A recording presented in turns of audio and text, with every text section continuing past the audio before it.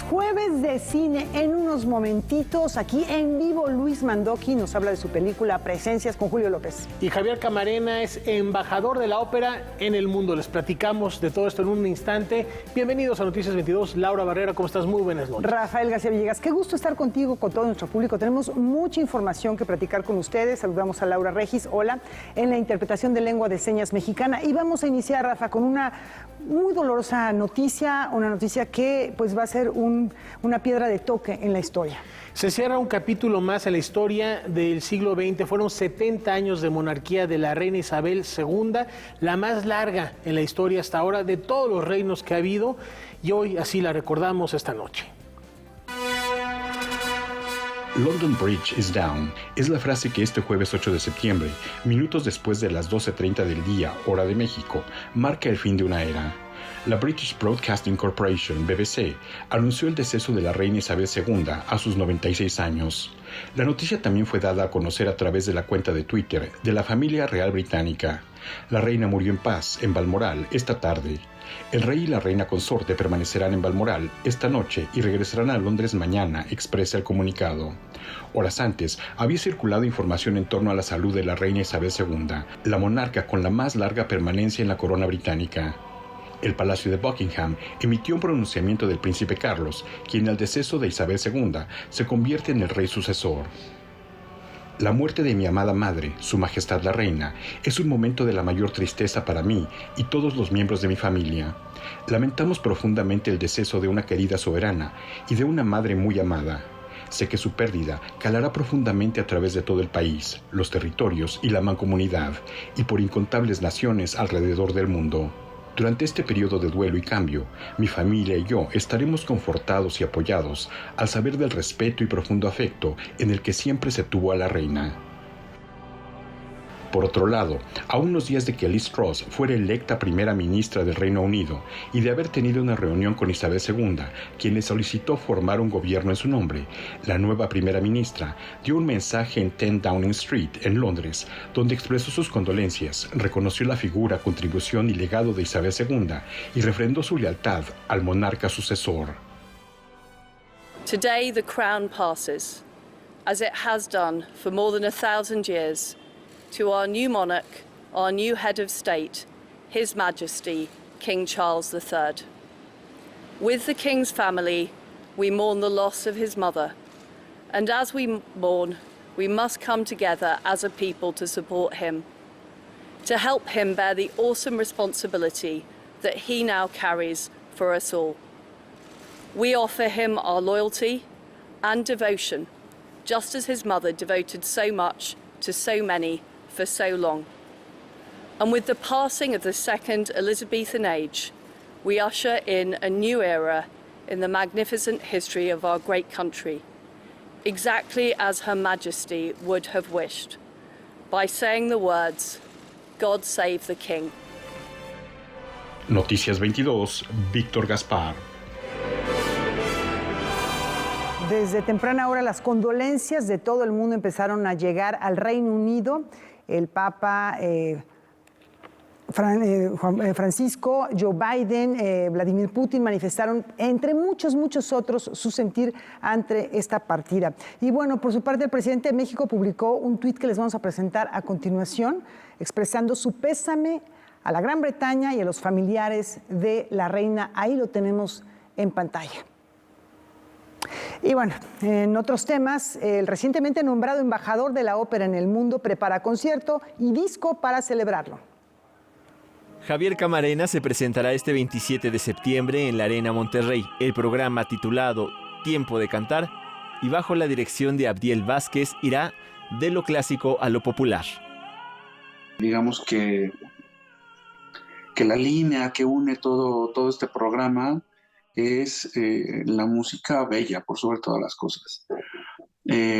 Obviamente, bueno, empieza este concierto con una selección de arias de ópera, y que son ambas números muy emblemáticos de este género. Voy a cantar La furtiva lágrima del Elixir de amor de Donizetti, y pues bueno, yo creo que es la más conocida de todas arias de ópera, que es la Donne Mobile de la ópera Rigoletto de Giuseppe Verdi.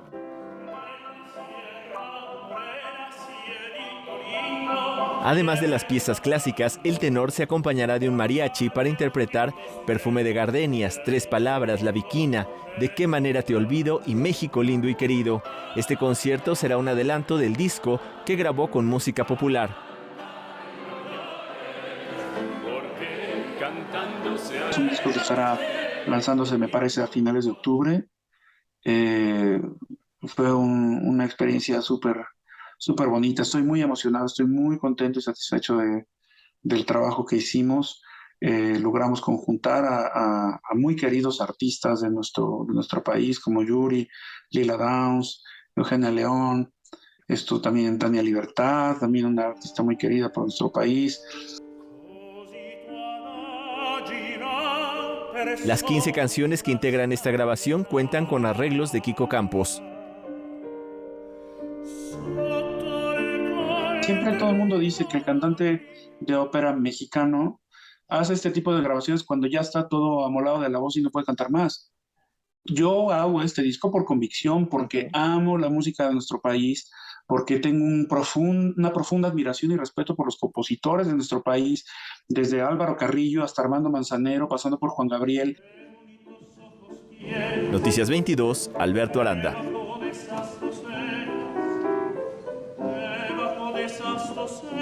La democracia y el futuro de México llegan a la mesa de reflexión. Aquí los detalles.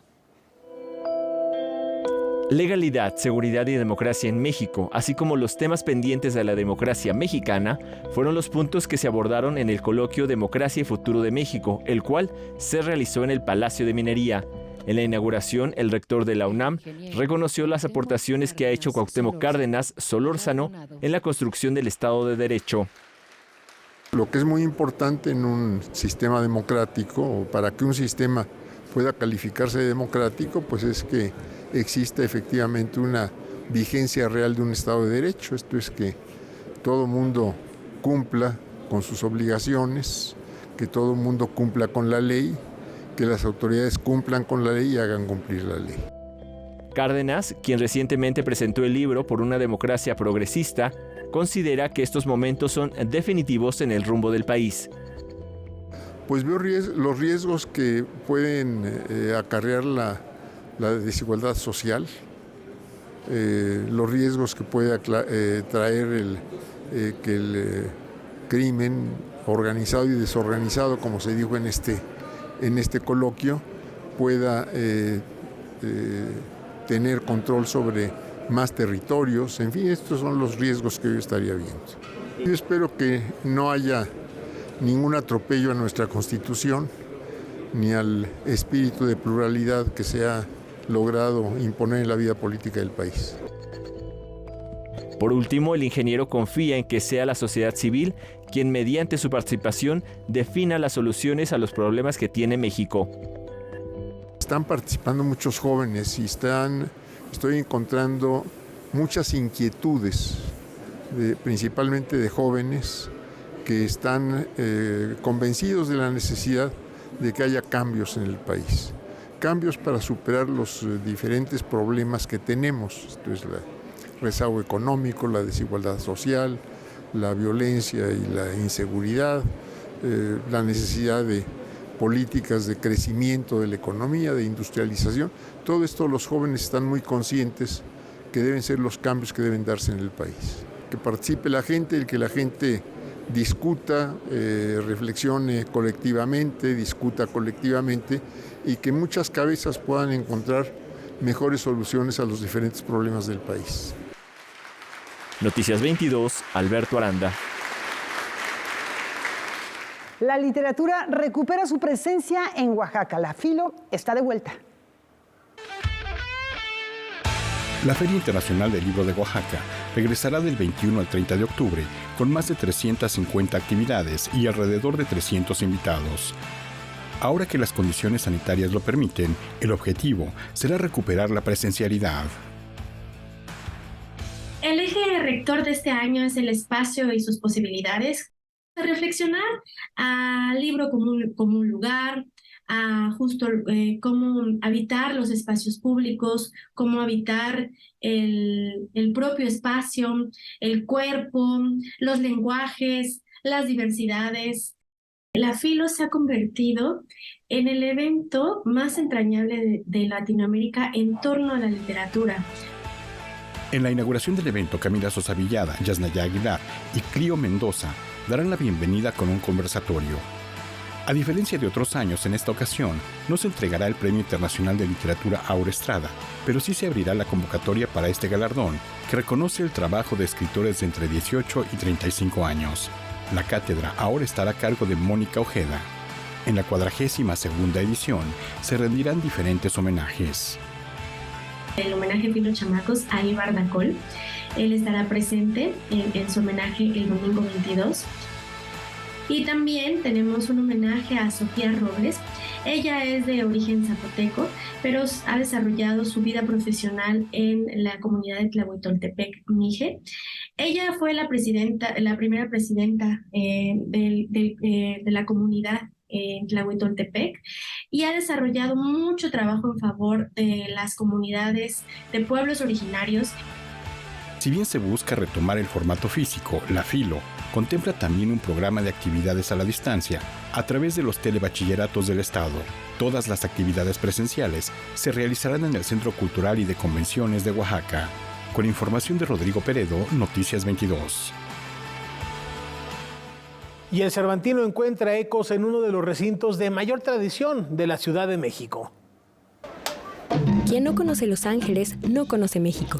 El emblemático Salón Los Ángeles participará en el Festival Cervantino en su edición número 50. Es un gran orgullo el que dentro de la perspectiva de la Ciudad de México actual, que es presentar una muestra de lo que es la Ciudad de México en el Cervantino, se haya considerado la representación del Salón Los Ángeles. El Salón Los Ángeles es un referente si de cultura estamos hablando. Infinidad de eventos han tenido lugar en este sitio, desde una fiesta con Carlos Fuentes y José Saramago, la grabación del videoclip El Microbito de Grupo Fobia, hasta la filmación de la película Aquí Bajan de David Silva. Ha pasado de ser un lugar exclusivamente de baile a un lugar que es ya un espacio cultural, que es un referente en cuanto a modas musicales, en donde también tenemos exposiciones de fotografía o eventos gastronómicos. La aparición del salón en el Cervantino es uno de los frutos que tras una larga trayectoria han ido cosechando, ya que, en palabras de Miguel Nieto, el recinto siempre ha estado en mancuerna con los acontecimientos nacionales. A través de estos 85 años han pasado muchas gentes, hemos hecho muchos amigos. Cuando surge la moda del danzón, las mejores danzoneras tocaban en el Salón Los Ángeles. También estuvo Rigo Tobar, también el Acapulco Tropical. Y cuando se puso de moda la salsa neoyorquina, todos los mejores exponentes de la salsa neoyorquina pasaron por el escenario del Salón Los Ángeles. Los estragos económicos que ha dejado la pandemia en los lugares de este rubro han sido considerables. Por tal motivo es fundamental apoyarlos para que sigan vigentes. Siempre estamos abiertos martes y domingos de 5 de la tarde a 10 de la noche, los martes con danzón y música de grandes bandas, los domingos con cumbia, salsa y son cubano. Y tenemos eventos especiales como este próximo sábado, 10 de septiembre, swing en toda la extensión de lo que es el swing, con clases y con orquestas y con exhibición de swing. Y el 30 de septiembre no se pierdan a Héctor Infanzón en un excelente espectáculo de jazz latino y de música sinfónica. Noticias 22, Paola Sánchez. Tenemos una pausa, regresamos con presencias inesperadas, Rafa. Hay de presencias a presencias, unas terroríficas y otras muy amenas como la que tenemos en el estudio. Descubran de qué se trata al volver.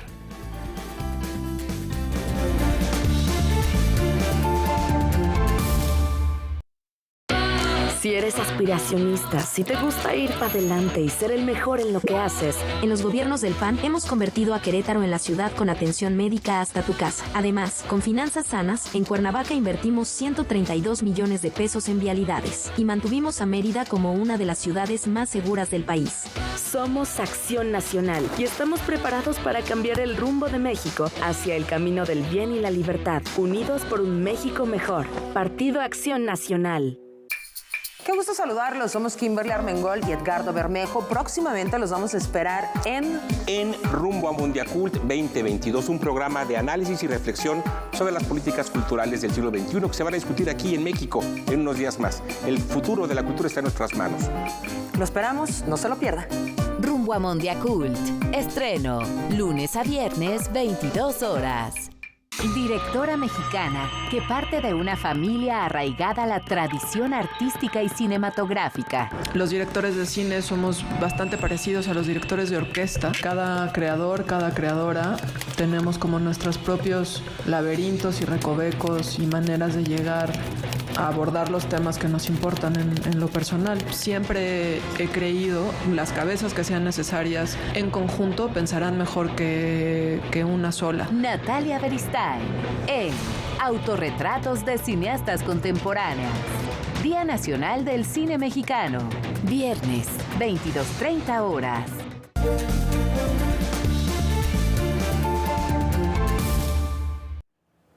Jueves de Marquesina, ya está aquí Julio López. Laura, y lo prometido es deuda. Sí, tenemos una sorpresa y una gran presencia aquí. Vamos con ellos.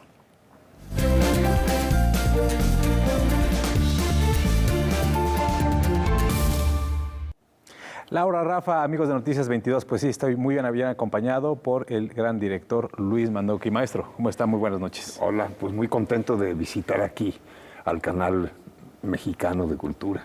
Así es, hablábamos hace un ratito que ha transitado pues prácticamente por varios géneros cinematográficos, pero le faltaba el terror. ¿Cómo se sintió justamente pues en esta forma de contar historias que siempre son muy complejas, en el sentido de que juegan con la realidad y con la ficción y con la fantasía también de alguna manera?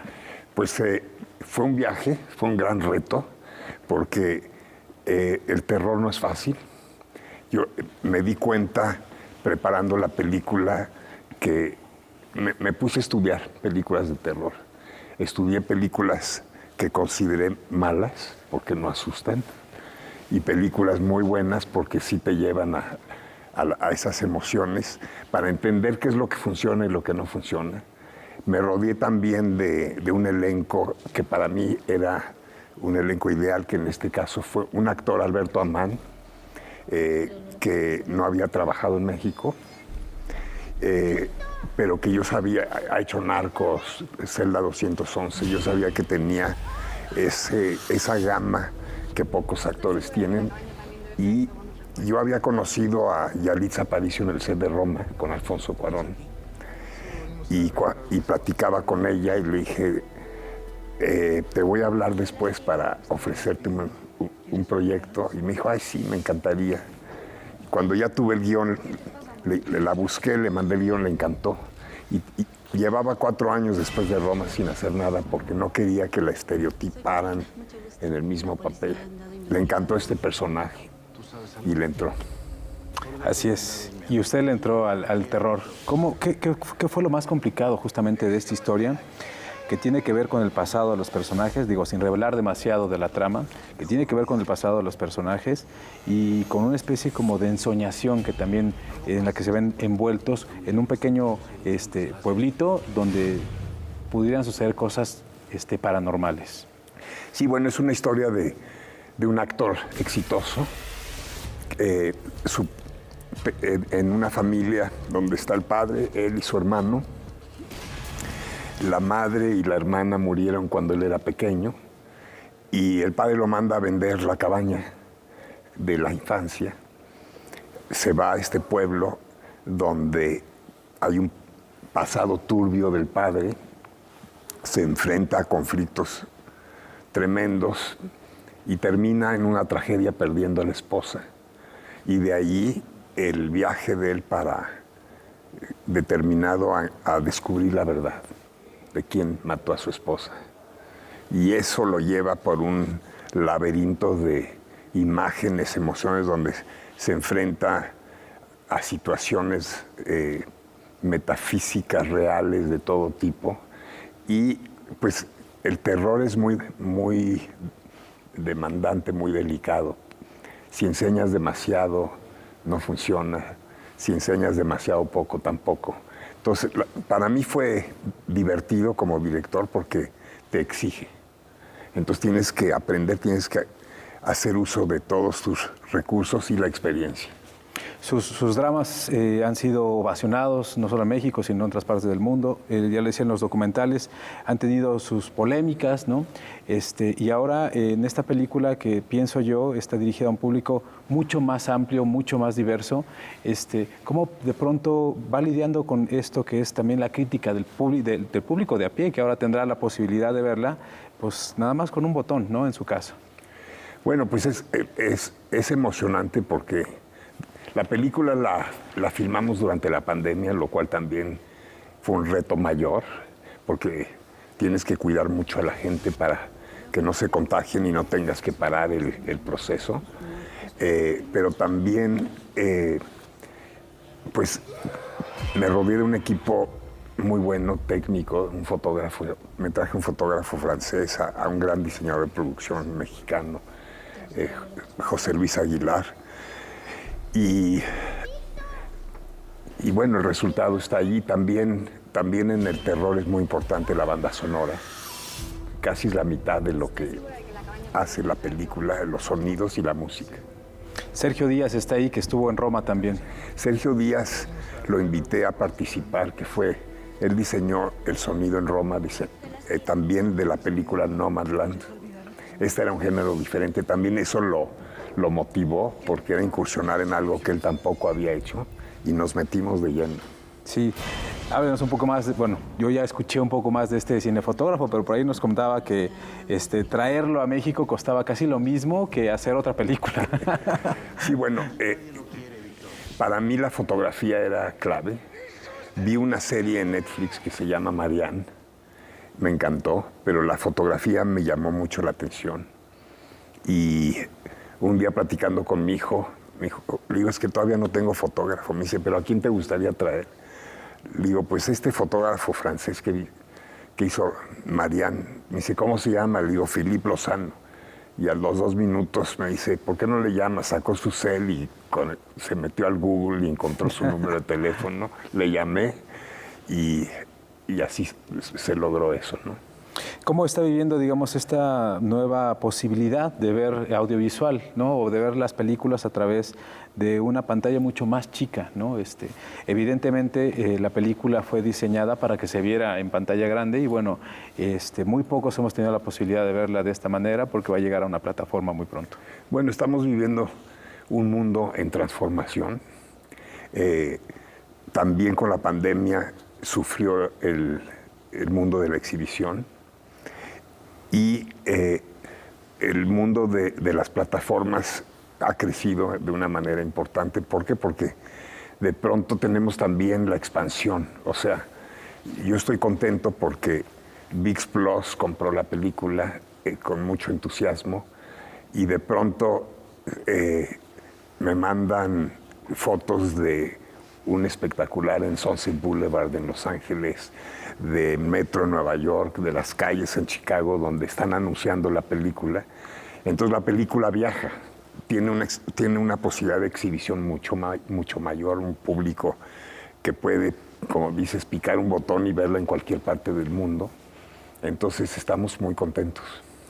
Así es, ¿no? La verdad es que esto es toda una experiencia, digamos. Después, justamente, de haber hecho esta película de terror, ¿le volvería a entrar a un guión con estas características? Sí, porque la verdad es que es un género que te demanda ser muy creativo, muy exigente. Y como director siempre quieres hacer cosas que te exigen, que te expanden. Claro que es más fácil hacer lo que ya habías hecho, irte por la segura, pero ese nunca ha sido mi camino. Es un proyecto en el que también hay gentes muy cercanas a usted, ¿no? El guión Si no mal recuerdo, lo escribe su esposa y bueno, también participa su hijo dentro de esta película. Sí, es la primera vez que trabajo con gente tan cercana. Había ya yo trabajado varios guiones con Olivia Bond, que es mi esposa, y cuando me metí a este proyecto le dije, ¿le entras conmigo? Escribió el primer tratamiento y me fui de espaldas por todo el mundo que creó y las vueltas de tuerca que logró. Y también mi hijo Daniel, que venía de estudiar actuación en Nueva York, le dije, oye, hay un papel al que podías probar. Me dijo, papá, yo audiciono. Y si soy el mejor, me escoges. Le dije, qué bueno que lo dices porque es lo mismo que yo te iba a decir. Pero se preparó mucho, hizo una gran audición y se quedó en el papel. Y un tercer elemento, que es mi hija Camille Mandoki, que es música, compositora, y hacía tiempo en su estudio escuché la música, un score que había hecho para un corto de terror que me impresionó mucho, y en ese entonces le dije, oye, voy a hacer esta película, me gustaría que tú la musicalizaras. Me dijo, ¿y cuándo la vas a hacer? Le digo, bueno, todavía no tengo fecha, estoy trabajando en ella. Me dijo, bueno, si estoy disponible, la hago. Pues así es. Maestro, muchísimas gracias y un placer de tenerlo aquí. Un placer de estar con ustedes. Muchísimas gracias. Bueno, y después de esto vamos a otra película, a Finlandia, que tiene que ver con el mundo de los mushes. ¿Te imaginas que desde la cúpula de la iglesia del pueblo se pudiese ver Finlandia? Finlandia es una película dirigida por el cineasta mexicano Horacio Alcalá, en la que participó la comunidad mushe. Inspires en estos diseños y que hagas algo muy parecido, que los europeices. Lo más importante para mí es que es una película hecha por mushes porque han estado enfrente y detrás de la cámara. No solamente en la imagen, sino que nos han ayudado en el desarrollo del guión. Yo te diría que han supervisado la película, el encuadre y todo lo que pasa, porque es una película de detalles y sobre todo nos han ayudado con esos vestuarios magníficos, con la peluquería, y la mayor parte del arte de la película está hecha por las mushes. Dicen que son el tercer género. El filme tiene varias líneas argumentales que se entrelazan. Por un lado tenemos a una turista española que decide viajar a México con la intención de conocer más sobre la ropa tradicional y los textiles de Oaxaca. Y por el otro encontramos a la comunidad mushe, retratada con todas sus complejidades. Las mushes y vi todos los documentales posibles, me di cuenta que estaba todo muy romantizado, ¿no? Las ponían como la figura perfecta en una sociedad que las aceptaba. Y cuando llegué a Juchitán me di cuenta que eso no es verdad. En realidad las mushes viven un mundo paralelo con una sociedad que las quiere, que las acepta de alguna manera, pero hasta un límite. Ay, Andresito. Qué vergüenza le darías a tu madre. El filme busca alejarse del folclore. En cambio, nos regala un retrato realista de la riqueza cultural de Oaxaca, incluida la música.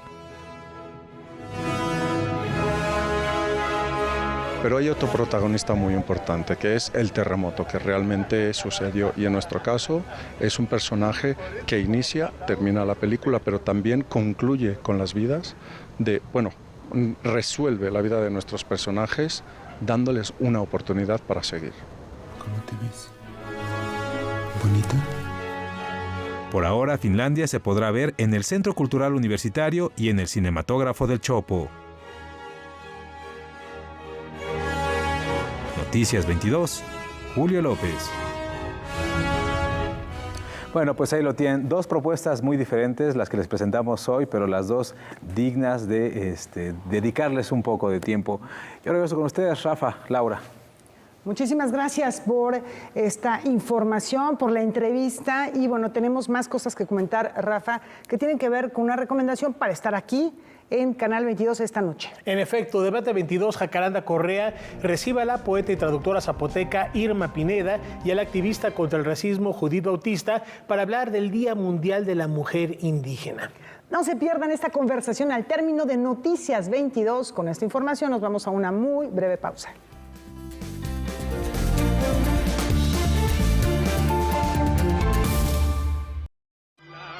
De Conoce la fascinante historia de Siqueiros. Quiero que cuando entre aquí el espectador, todo entre en movimiento.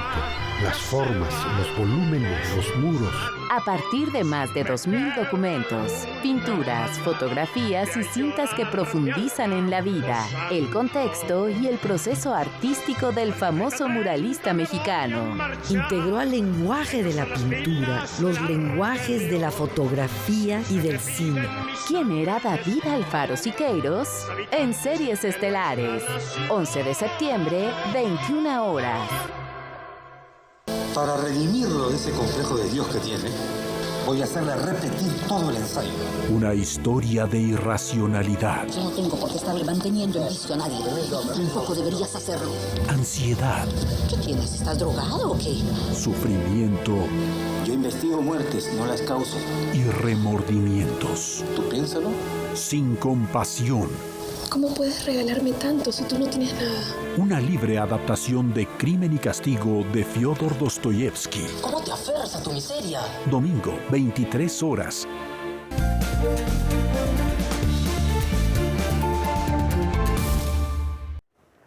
Como cada semana les hacemos la invitación para leernos en otros.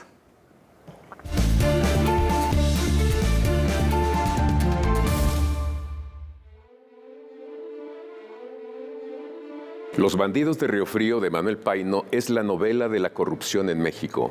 Fue publicada por entregas en Barcelona entre 1889 y 1891 y después en México entre 1892 y 1893.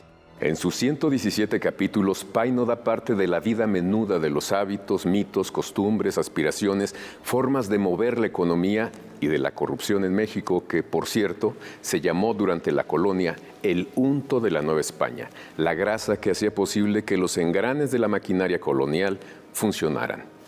El diezmo de nuestros días, la dádiva, la donación, la mordida. Uno de los personajes principales de la novela de Paino es el coronel Juan Yáñez, conocido como Don Relumbrón por su ostentoso afecto por los oros y los brillos, al dinero fácil y al sonoro ritmo de Bombi Band, que organiza fiestas con la crème de la crème, seducida entonces como ahora a golpe de billetazos. Don Relumbrón es el nuevo rico, y no solo un funcionario corrupto del montón, es la mano derecha del presidente Antonio López de Santana, pues se desempeñaba como jefe de seguridad, pero también como líder de los bandidos de Río Frío. La novela de Paino, Los bandidos de Río Frío, fijó para siempre los mecanismos de la corrupción desde la cima del poder en México. Los libros son ventanas para mirar lo nuevo y para mostrar lo nuestro. También son puentes para transitar por esos mundos paralelos que enriquecen al nuestro. Cuénteme qué lee, porque la lectura es una tarea colectiva. Nos leemos en otros. Y como todos los días tenemos el balance de la Feria Internacional del Libro Universitario. Karen Rivera, ¿cómo estás? Platícanos, ¿qué tal el café allá en Jalapa, Veracruz? Adelante. ¿Qué tal, Laura? Rafael, amigos de Noticias 22, es un gusto saludarlos desde la editorial veracruzana aquí en la FILU 2022. Se cumplen 100 años de la llegada de Gabriela Mistral a México y tuvimos la oportunidad de platicar con Pedro Pablo Segers. Él es el director de la Biblioteca Nacional de Chile y es experto en la obra de la poeta. En 1922, la profesora y pedagoga chilena Gabriela Mistral desembarcó en México, invitada por José Vasconcelos, para participar en la cruzada educativa y cultural del político mexicano. Su misión, formar mujeres y hombres nuevos con conocimientos que iban desde las matemáticas hasta el civismo, pasando por la ética y la geografía. Siempre se dice que ella vino a hacer, ella no vino a hacer la reforma, ya estaba encaminada. Por lo tanto, ella lo que vino a hacer es a dar conferencias sobre temas educativos y a trabajar en el ámbito rural, porque ella le pidió a Vasconcelos que no la dejara en el DF, sino que la dejara moverse por el ámbito rural, que era donde se sentía más cómoda. El director de la Biblioteca Nacional de Chile aseguró que México catapultó a la poeta para su carrera internacional. Fue este país el que la llevó a publicar su primera obra titulada Desolación y el que la consolidó como poeta y humanista intelectual, por lo que se puede leer a México en su literatura. hay una enormidad de trabajos, donde, sobre todo poéticos y prosísticos, donde México está ahí, patente, latente, vigente, ¿no? Yo mismo publiqué un libro que se llama Gabriela y México, donde recojo toda la poesía y toda la prosa que escribió acerca de este país, lo que da cuenta, ¿no es cierto?, de la radiografía que ella hizo de este país. A un siglo de la llegada de la ganadora del Premio Nobel de Literatura en 1945, ¿qué tan importante es revisitar su legado en materia educativa? Su vocación magisterial era mayor que la de muchos profesores titulados en 2 o 3 universidades. Lo que ella sentía era el placer de servir, el placer de enseñar siempre, con el gesto, con la palabra, con la acción. Esas eran sus premisas. Por lo tanto, lo que hay que hacer para educar es tener un compromiso casi de apostolado, ¿no? Y que esto no sea solamente un trabajo más, con un salario más. Si hay un desarrollo material excesivo y no va en sintonía con el desarrollo cultural, no es desarrollo. Tiene que haber un equilibrio entre esas dos partes. Por lo tanto, un pueblo letrado es un pueblo, en definitiva, más culto y más feliz, ¿no? ¿Qué hacen mientras están en movimiento? La escritora Ana García Bergua nos invita a leer en los aviones con su colección de relatos breves.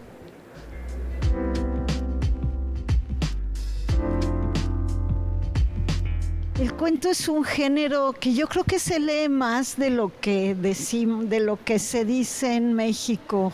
Hay muchos lectores de cuento, porque además se presta a leer en pequeños tramos. Ahora que tenemos una vida como más ajetreada, siempre podemos ir leyendo un cuento en el avión, en el autobús, en el tren, en donde vayamos, ¿no?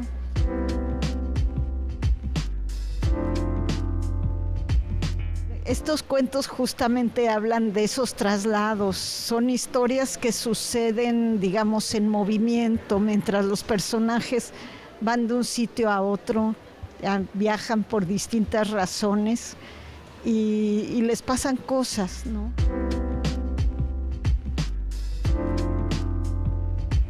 Hay gente muy imprudente en estos cuentos, hay gente apasionada, hay parejas que se pelean o se desencuentran, o parejas que se encuentran, hay historias medio truculentas, hay historias extrañas, hay un perrito que se pierde en un avión.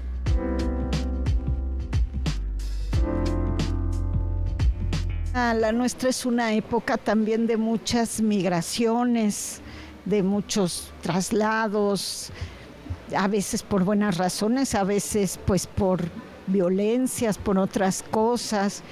Y un poco yo hablo de este ser inerme que somos cuando estamos pues sin nuestras referencias, ¿no? Sin nuestras casas, nuestras gentes. De alguna manera siempre que viajamos pues estamos como con nuestros recursos más elementales, ¿no? Nos sacan de nuestros espacios físicos y mentales, y sí tienen algo de invitación a trasladarse, ¿no? A vivir un poco fuera de nuestros límites cotidianos.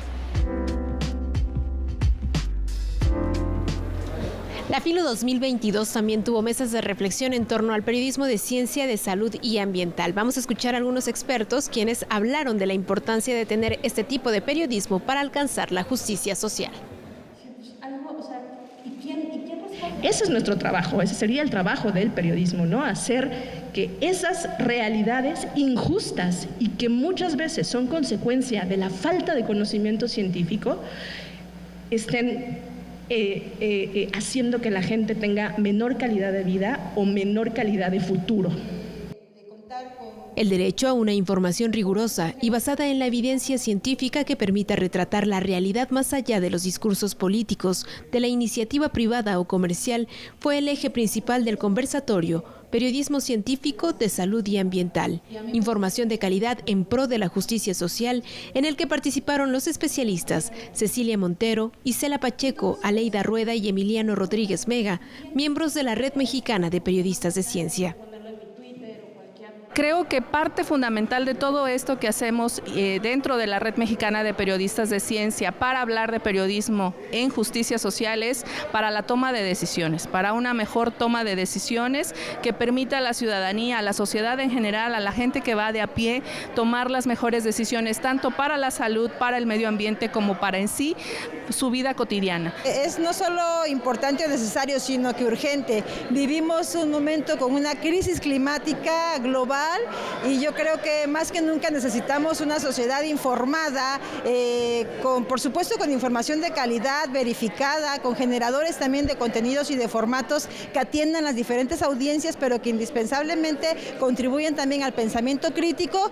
El rigor, así como la verificación, es como uno de los pilares principales del periodismo, no solamente el periodismo ambiental ni el periodismo de ciencia, sino el periodismo en general, ¿no? Sin verificación, o sea, la verificación es la esencia del periodismo. Sin verificación no hay manera de saber, ¿no? Que lo que estás diciendo es verdad, por ejemplo, o que lo que estás diciendo realmente va a informar a tus audiencias.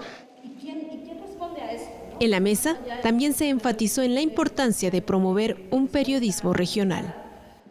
Me parece muy importante resignificar las miradas locales, el periodismo regional. Creo que tenemos grandes ejemplos de personas, de mujeres y hombres que han hecho un trabajo muy destacado de la investigación de lo que ocurre en las comunidades, tierra adentro. Creo que es importantísimo también visibilizar qué está sucediendo, porque al final de cuentas es desde esta pequeña acción local como vamos a conocer o como vamos a comprender qué es lo que está ocurriendo globalmente. Y un trabajo desde el periodismo con rigor, por supuesto. Ya estamos en la recta final de nuestra cobertura en la Feria Internacional del Libro Universitario y mañana los esperamos con una entrevista sobre los 65 años de la editorial veracruzana y una relacionada con los drenajes y el estrés hídrico. Regreso cámaras y micrófonos con ustedes al estudio. Muy buenas noches.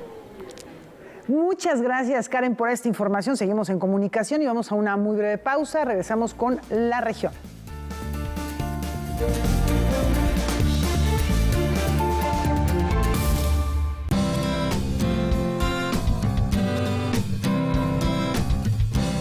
Como audiencia tienes derechos.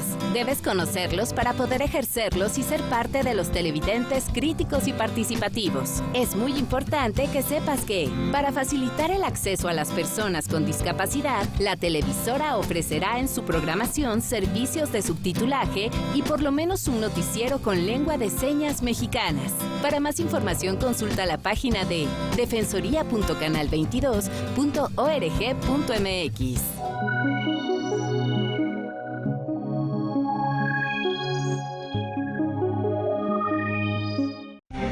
¿Qué tal? ¿Cómo están? Ya todo listo aquí en el estudio de Debate 22. Esta noche nos preguntamos, ¿hay de qué? ¿Hay cosas que celebrar este 5 de septiembre, Día Internacional de la Mujer Indígena?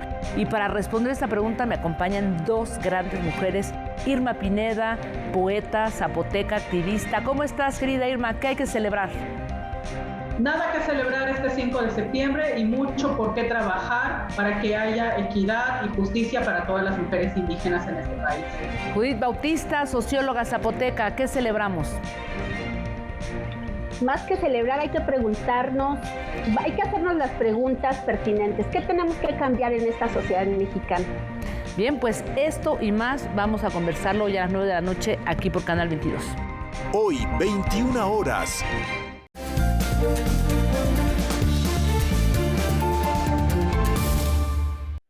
Llegó el momento de saber qué recomendación cinematográfica tiene preparada Leonardo García Tsao. Adelante, maestro. Hola, ¿qué tal? ¿Cómo están? En esta ocasión les voy a recomendar una película muy especial. Se titula El Botón de Nácar y es un documental realizado en 2015 por Patricio Guzmán, el más importante de los documentalistas chilenos. Partiendo de la idea mística y simbólica del agua, dado que Chile es un país donde la costa y el mar son muy importantes, claro, Guzmán nos habla de los pobladores originales de la Patagonia, unos indígenas nomádicos que fueron exterminados casi en su totalidad cuando llegaron los primeros colonos al territorio. El cineasta liga ese genocidio con el ocurrido después del golpe de Estado pinochetista de 1973. Guzmán ha construido su filmografía a partir de la evocación del gobierno democrático de Salvador Allende y la denuncia de las atrocidades cometidas por la posterior dictadura militar. El botón de nácar es pues otra exploración poética del tema con la pericia formal y la agudeza que han caracterizado a Patricio Guzmán. Y se exhibe mañana, 9 de septiembre, a las 22:40 horas, aquí por Canal 22. No se la pierdan y nos vemos la próxima semana. Muchísimas gracias, Leonardo, por esta recomendación. Y bueno, por otro lado, al recorrer la región, uno aún se encuentra con lugares que parecen soportar los avatares del tiempo. Y en algunos aún se puede degustar la nieve que preserva la calidad. Vamos a conocer cuáles.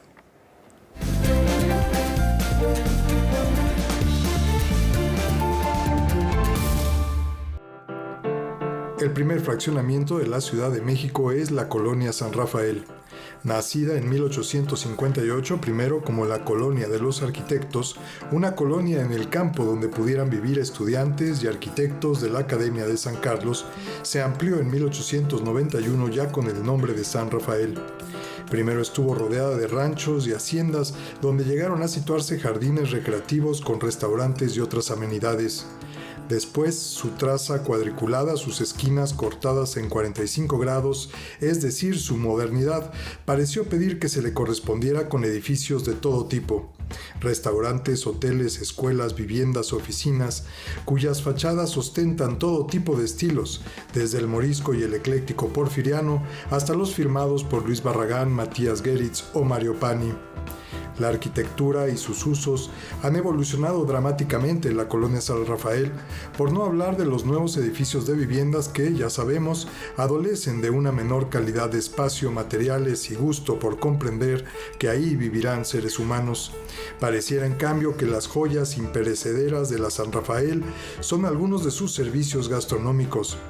Ahí queda aún el Café Gran Premio, fundado en 1962, la Cantina La Castellana de 1892 y una gloria absoluta, la Nevería La Especial de París.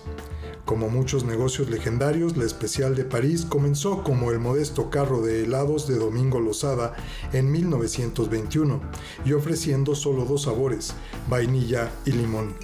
En 1929 se situó en un puesto fijo cerca de la esquina de la calle París. Se cuenta que Don Domingo fue instruido en las artes del helado por maestros italianos y que de esas artes surgió el magnífico helado de vainilla que utiliza vainilla mexicana y nada más. A lo que debemos agregar los otros 50 sabores que vinieron después, entre los que se cuentan los de aceite de oliva, cardamomo, granada, mamey, jengibre, queso de cabra con coñac, mazapán o calabaza en tacha, además del enigmático helado de tabaco. Desafiante hacia la colonia San Rafael, esta modesta fuente de sodas emana una dedicación absoluta hacia la calidad, lo que se refleja en que opera con horario corrido todos los días y en que solo ha cerrado 14 veces en toda su historia debido a defunciones, razones todas que quizá expliquen cómo se ha mantenido en pie durante más de 100 años. Para Canal 22, Roberto Frías. Pues habrá que ir. Oigan, y si quieren saber a ciencia cierta quién era David Alfaro Siqueiros, los invitamos a que no se separen de Canal 22.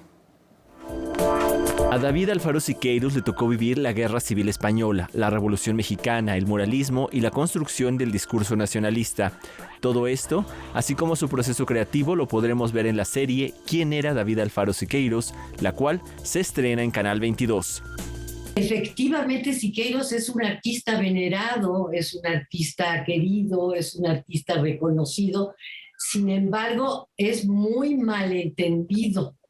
¿Por qué? Porque Siqueiros hizo una cosa muy importante, una experimentación revolucionaria. O sea, hizo una revolución en la forma, no solo en su vida política. Ha sido una investigación muy acuciosa de 10 años, donde no solo se ha investigado, ¿no?, la figura de este artista, sino, digamos, todo el perfil del siglo XX, desde los aspectos de la cultura, pero también de los acontecimientos políticos más importantes, cómo se entreveran, ¿no?, con la con la historia, no solo de Siqueiros, sino del país mismo y a nivel internacional. Después de 10 años de investigación y un equipo multidisciplinario, podemos contar con un retrato muy completo del muralista. La primera parte va de 1896 hasta el atentado a Trotsky y la segunda temporada inicia con su estancia en la cárcel hasta su muerte. No está hecho cronológicamente, sino que está hecho más bien temáticamente en relación al contexto histórico que le tocó vivir.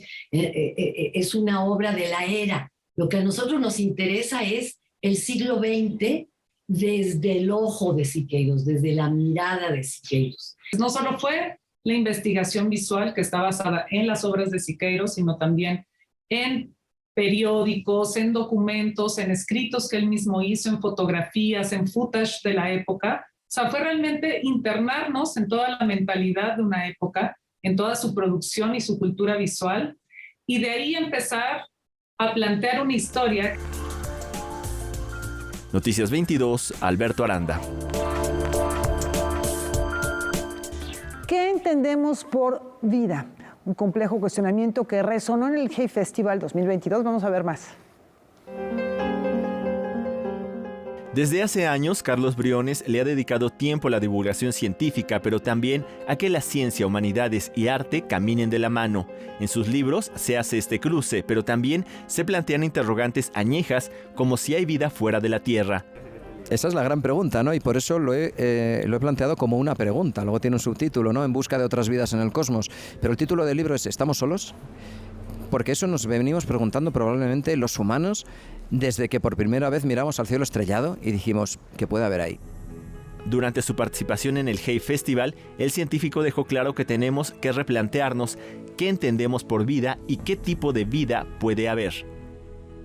Cada vez tenemos más tecnología, cada vez tenemos más medios para llegar a otros lugares, pero seguimos sin saber si estamos solos en el cosmos, ¿no? Los números juegan a nuestro favor en el sentido de que probablemente en el universo hay como un 1 seguido de 22 ceros de estrellas. Probablemente cada estrella en algún momento de su desarrollo tiene planetas alrededor, eso es lo que nos dice la astrofísica. Entonces las posibilidades, nunca mejor dicho, son astronómicamente grandes, ¿no? Actualmente Briones y su equipo están estudiando las primeras moléculas con información genética que no fue ADN sino ARN. Con esta tecnología que están desarrollando se podrían detectar virus y otras formas de vida fuera de la Tierra. Así también hace votos porque las incursiones al espacio tengan un carácter científico y no solo la explotación de los minerales. La exploración científica, en mi opinión, a mi modo de ver, debería ser prioritaria sobre la explotación minera o incluso explotación turística, porque ahora tenemos a grandes millonarios que lo que más les apetece es llegar a Marte o ponerse en órbita. Ojalá haya regulaciones internacionales de obligado cumplimiento que dicten cómo comportarnos con el espacio, cómo comportarnos con otros cuerpos fuera del planeta, sin duda. Noticias 22, Alberto Aranda. Mañana inicia Cinema Planeta. Cinema Planeta se reestructura esta edición y se instala durante 2 fines de semana en la Cineteca Nacional. Sus 14 años, ya van 14 años de festival y bueno, pues estamos por arrancar del 9 al 18 de septiembre en la Ciudad de México con una muestra de cine bastante padre. Este año la selección está compuesta por 36 títulos cinematográficos divididos en 2 bloques, la sección nacional y la sección internacional. Además vamos a lanzar junto con DocsMX, anunciar un seminario que se va a estar dando en octubre. Va a venir Hubert Sauper a México y pues va a estar dando unas cátedras acá en México. Entonces vamos a anunciar este taller que está por venir también. Sobre la intervención de los norteamericanos en Cuba y eso fue una cosa muy cruel, pero se pudo luchar contra eso. Hubert Sauper es un reconocido documentalista que ha conseguido reconocimiento internacional por filmes como La pesadilla de Darwin y Epicentro, que se presentará dentro de este encuentro cinematográfico.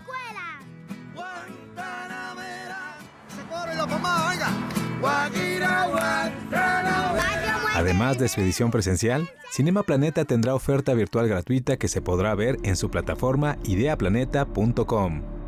En donde estaremos proyectando 9 películas para todo el territorio nacional. Eso también es importante porque de pronto justo nos escriben y nos dicen, bueno, pues nosotros vivimos en Irapuato o en Chihuahua o en Mérida y nos gustaría poder integrarnos a este movimiento que es Cinema Planeta, el cuidado ambiental y sumarnos a la acción, ¿no? Más allá de ser un festival de cine, Cinema Planeta se ha convertido en un movimiento de cambio social. Es una lástima que este año no se haya podido realizar en Cuernavaca, su sede habitual.